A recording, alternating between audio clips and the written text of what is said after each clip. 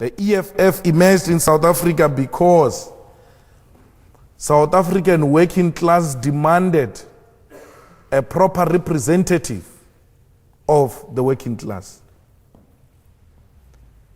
EFF emerged in South Africa because the unemployment increased in South Africa.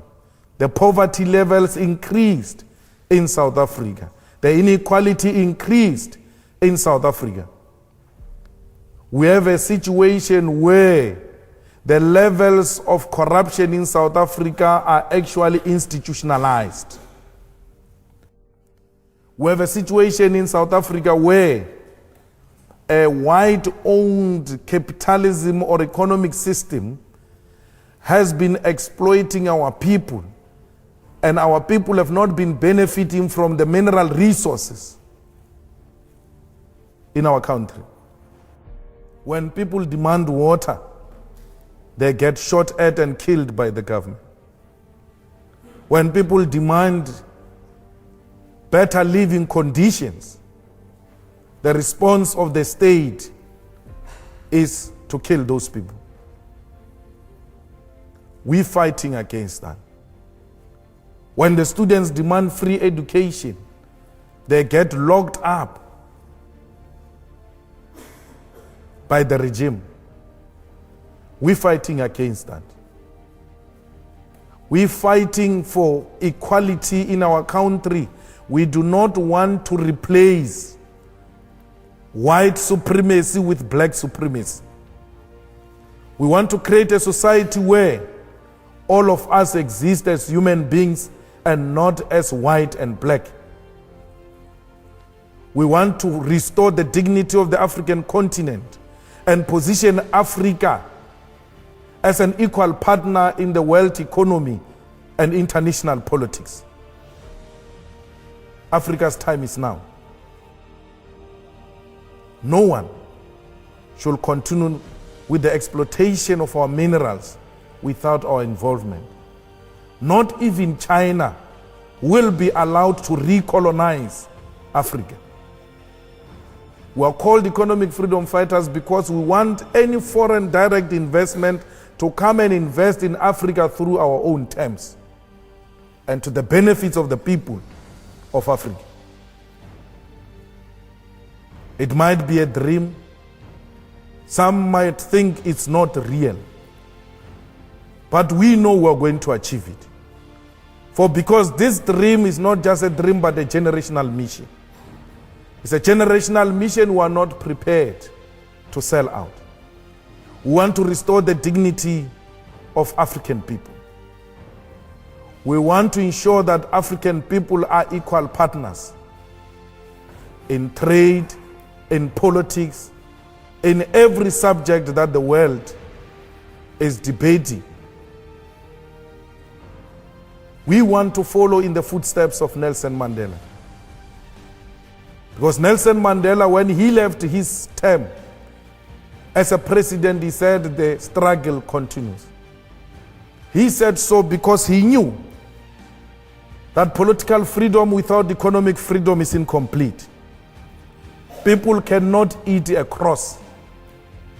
People want to put bread on the table. So, like many African leaders, we have committed not to betray the dreams of those who came before us. Like many African leaders, we want to unite the people of Africa to have a common agenda and common purpose. We want Africa to unite and Africa to reclaim its land and its resources. The EFF speaks about expropriation of land without compensation because we know that when the land was taken in Africa was through genocide.